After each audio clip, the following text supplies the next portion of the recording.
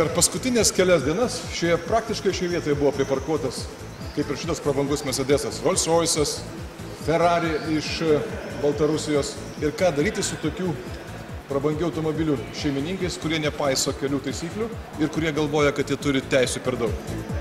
Matyt, tankas yra geriausia priemonė.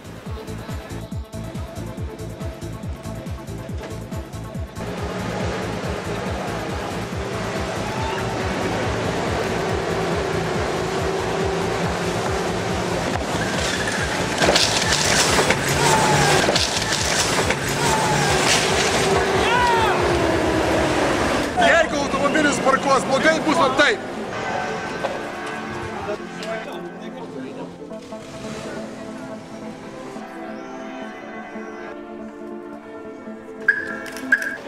Sveiki, kitą kartą laikykitės kelių taisyklių.